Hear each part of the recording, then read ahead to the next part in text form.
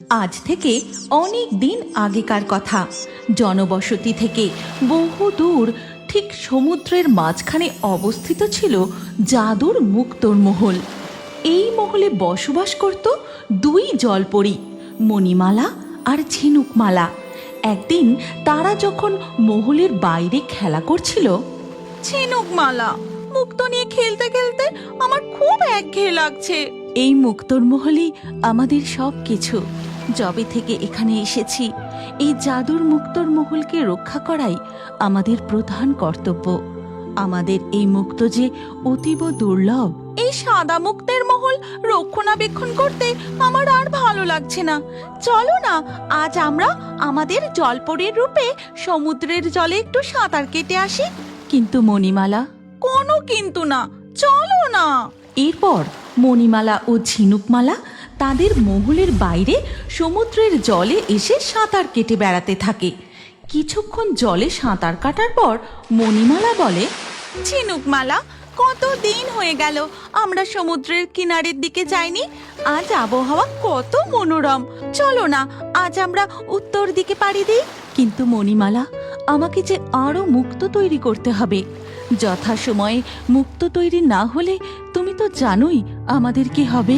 কিচ্ছু হবে না, চলোই না, আমরা যাব, আবার সাঁতার কেটে ফিরে চলে আসবো। ঠিক আছে, চলো তবে। কিন্তু সন্ধ্যা হবার আগেই আমাদের ফিরে আসতে হবে, মনে থাকে যেন।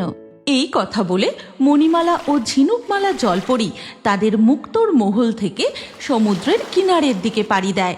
আর কিছু দূর যাবার পর মণিমালা বলে, ঝিনুকমালা, আমি শিগাল পাখির মুখে শুনেছি ওই দিকটায় নীলগঞ্জ নামে একটি গ্রাম আছে। গ্রামটি নাকি খুব সুন্দর। চলো না আমরা ওই গ্রামটা দেখে আসি। এই সমুদ্র তীরের নীলগঞ্জ গ্রামটি সবুজ গাছগাছালিতে ভরা, খুবই মনোরম। এই গ্রামের বেশিরভাগ মানুষই জেলে। তারা সমুদ্রের মাছ ধরেই জীবিকা নির্বাহ করে। আর এই গ্রামেই বসবাস করে রবিন নামের এক গরিব জেলে। সে তার মাকে নিয়েই থাকে। কিন্তু সেদিন হঠাৎই আকাশে কালো মেঘ ছেয়ে যায়। খুব জোরে ঝড় বৃষ্টি শুরু হয়। সব জেলেরা যে যার নৌকা নিয়ে বাড়ি ফিরে আসে, কিন্তু রবিন ফেরে না। সবাই যে একে একে নৌকা নিয়ে ফিরে এলো, কিন্তু আমার রবিনটা যে এখনো ফিরছে না। পাড়ে দাঁড়িয়ে রবিনের মা কমলা তার ছেলের জন্য অপেক্ষা করতে থাকে। কিন্তু ওদিকে ঝড় বৃষ্টির মধ্যে রবিন, না না, এভাবে খালি হাতে ফেরা যায় না। আজ জালে একটাও মাছ ওঠেনি। যতই তুফান উঠুক না কেন, মাছ না ধরে আমি ফিরবো না। এই বলে রবিন সমুদ্রের জলে আবার জাল ফেলে। তার নৌকা প্রবল ঝড় বৃষ্টিতে জোরে জোরে দুলতে থাকে। রবিন তার জাল নৌকায় তুলে দেখে জালে একটাও মাছ পড়েনি। কোথায় গেল সব মাছ? আর জালে একটাও মাছ পড়ছে না কেন? এই বলে রবিন তার জালটা আবার জলে ফেলে। এই প্রবল তুফানের মাঝে অন্যদিকে দেখা যায় দুই জলপরী সাঁতার কেটে সমুদ্রের মাঝে ফিরে যাওয়ার চেষ্টা করছে। কিন্তু ঝড়ের প্রবল বেগ তারা কাটিয়ে উঠতে পারছে না। ঝিনুকমালা, আমি যে জোর লাগিয়েও আর সাঁতার কাটতে পারছি না। খুব ব্যথা, আমার লেজে সামুদ্রিক পাথরের আঘাত লেগেছে। তুমি আমার জন্য চিন্তা করো না, তুমি মুক্ত মহলে ফিরে যাও। হঠাৎই আকাশে জোরে বিদ্যুৎ গর্জে ওঠে।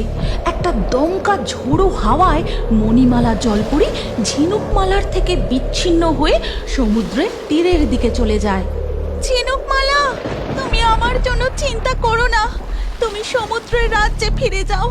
আমার পিছু পিছু এসো না, সমুদ্রের তীরে বিপদ থাকতে পারে।